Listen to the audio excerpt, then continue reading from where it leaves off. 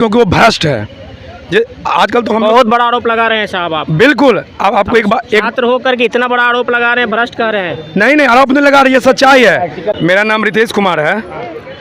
आयोग ये कह रही है कि ये छात्र उपद्रवी है, ठीक है, और ये बोल रहे हैं कि बापू सेंटर के अलावा कहीं और गलत नहीं हुआ है। तो मैं बताता हूँ आपको एग्जाम्पल के साथ, और आयोग है ना सीसीटीवी फुटेज निकाले और शेयर कर दे, हम सब बच्चे उठ जाएंगे। आपको मैं बताता हूँ, ये है, आप ये देख लीजिए, ये है मेरा रोल नंबर, ठीक है, मेरा नाम रितेश कुमार है, ये रोल नंबर है। और ये सेंटर मैं बता देता हूँ, समस्तीपुर शंभूपट्टी, वहाँ का सेंटर का है। क्या हुआ था, एक ही बेंच में ना सेम सेट ऑफ पेपर था, एक बेंच में सेम सेट ऑफ पेपर था। वो पेपर कैसा था, जैसे मान लीजिए ई सीरीज है तो ई सीरीज, एफ सीरीज है तो एफ सीरीज। हमने आवाज़ उठाया 12 बजे कि जब हम लोग को पेपर मिल गया सभी छात्रों को, तो हमने आवाज़ उठाया कि ये सेम सेट ऑफ पेपर कैसे हो सकता है, एक ही बेंच पे में चोरी चलेगा। तो वहाँ से क्या होती है, मैडम अपना तरफी का माहौल हो जाता है वहाँ पे।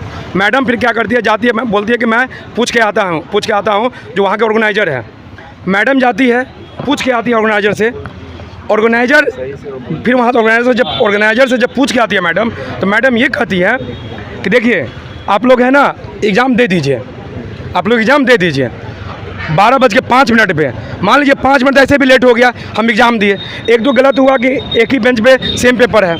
अब मुझे बताइए कि जो एग्ज़ाम होता है बीपीएससी का, ये जो गवर्नमेंट एग्ज़ाम है जहाँ सिलेक्शन होती है, वहाँ पे एक नंबर से लोगों का सिलेक्शन छूट जाता है, पॉइंट का नंबर सिलेक्शन छूटता है। अगर 5 मिनट लेट हुआ तो क्या हमारे साथ इनजस्टिस नहीं हुआ, क्या हमारे साथ अन्याय नहीं हुआ? तो जो हम 5 साल लाइब्रेरी में बैठ के बिताते हैं, दिन रात बैठ के पढ़ते हैं, ना कोई फेस्टिवल अटेंड करते हैं, ना कोई शादी अटेंड करते हैं, इस उम्मीद में कि हम रोज़गार लेंगे। हमारे पापा मम्मी सारे परिवार के लोग हैं ना, इस उम्मीद में रहते हैं कि हम रोज़गार लेंगे, जॉब लेके वहाँ से लौटेंगे। लेकिन क्या करती है आयोग, पेपर लिख कर आती है। स्कैम, ये बहुत ही बड़ा स्कैम है। और अगर नहीं है तो प्रूफ निकाले, सिर्फ वहाँ का सीसीटीवी फुटेज निकाले, रूम नंबर 6 फर्स्ट फ्लोर, अगर वहाँ से निकाले, अगर गलत पाया गया तो मैं बोल रहा हूँ मुझे हमेशा के लिए एग्ज़ाम से वंचित कर दिया जाए और सारे 7 छात्र यहाँ से उठ जाएंगे। आयोग से क्या मांगे हैं, क्यों संघर्ष कर, आयोग क्यों नहीं अपनी बात लेकर आगे आती है? इसलिए क्योंकि वो भ्रष्ट है। ये आजकल तो हम बहुत बड़ा आरोप लगा रहे हैं साहब आप। बिल्कुल। अब आपको एक बात, छात्र होकर के इतना बड़ा आरोप लगा रहे हैं, भ्रष्ट कह रहे हैं। नहीं आरोप नहीं लगा रही है, सच्चाई है। अच्छा एक बात मैं आपको बताता हूँ, उनके ऊपर पहले से भी एफआईआर हो रखा है आयोग पर। हाँ, उनके अध्यक्ष पे, उनके ऊपर पहले भी एफआईआर हो चुका है। ऐसे लोगों को आयोग का चेयरमैन बनाया जाता है। बिहार में जी। अब तो हम लोग को ये भी संदेह हो रहा है कि क्या ये जो यूपीएससी का जो चेयरमैन है, जो यूपीएससी पास करके इतने प्रतिष्ठित पोस्ट पे बैठे हुए हैं, हम लोग को तो ये भी शक हो रहा है कि क्या यूपीएससी में भी धांधली के थ्रू ये गए हैं क्या? जिस तरह से इनकी बातें आती है। कौन है आयोग के अध्यक्ष? आयोग के अध्यक्ष है मनु भाई परमार, रवि मनु भाई परमार।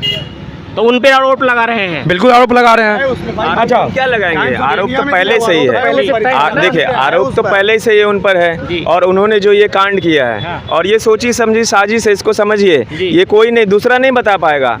अभ्यर्थी, आप न्यूज़ रिपोर्टर है तो आप अपना काम अच्छा से जानते हैं। हम तैयारी करते हैं सिविल सर्विसेज का, स्टेट पीसीएस का, तो इसमें खेल क्या चलता है उसको हम समझते हैं। 19 सितंबर को आए, पहले तो कैलेंडर वाइज एग्ज़ाम नहीं हुआ, 30 सितंबर को एग्ज़ाम होना चाहिए था, जो 13 दिसंबर को हुआ।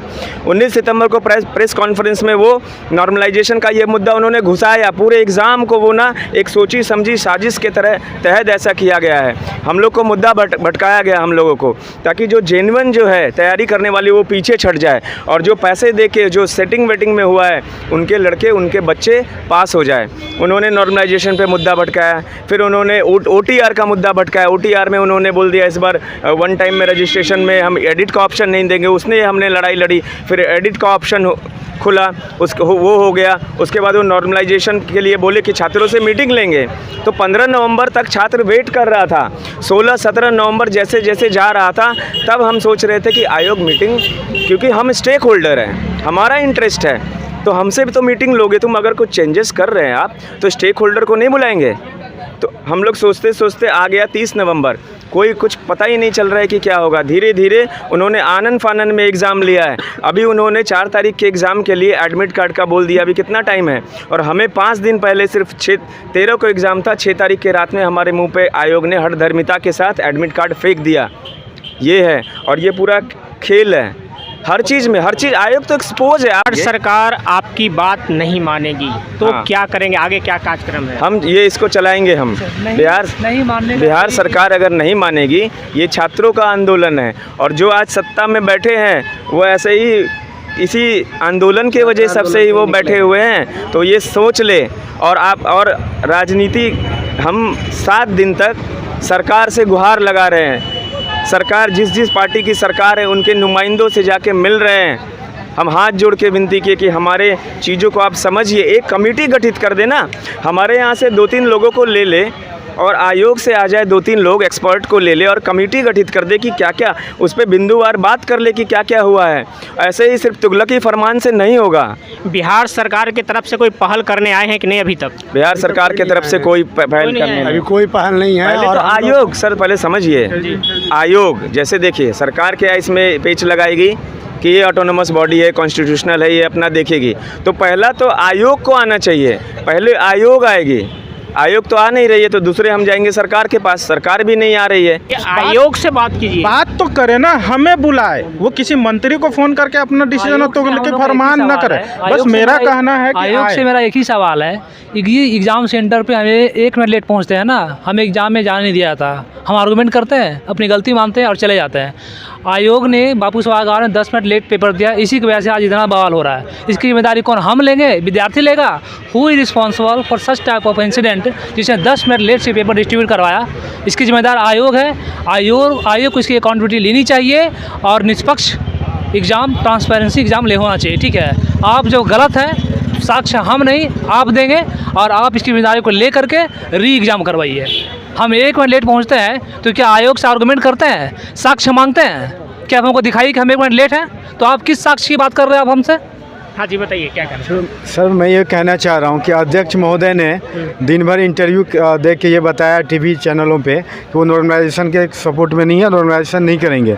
लेकिन जब आप 2 एग्ज़ाम ले रहे हैं तो आप बिना नॉर्मलाइजेशन का कैसे रिजल्ट देंगे?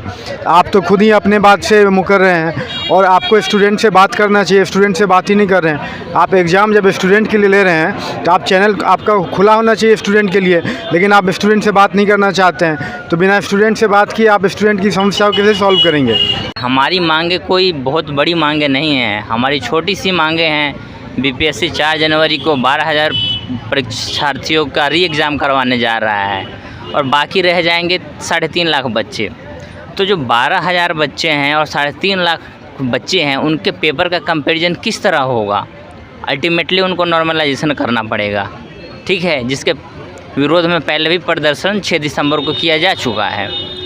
तो हमारी मांग ये है कि इसको री एग्ज़ाम करवाया जाए ताकि सभी बच्चे को एक लेवल प्लेइंग फील्ड मिले। अगर आप एक बच्चे को थोड़ा आगे एडवांटेज दे रहे हैं, मान लीजिए कि 12,000 बच्चे को पेपर कठिन आ गया तो इनके लिए मुश्किल है, और हमारा जो पेपर है और वो कठिन था तो फिर इन बच्चों के लिए मुश्किल हो जाएगा।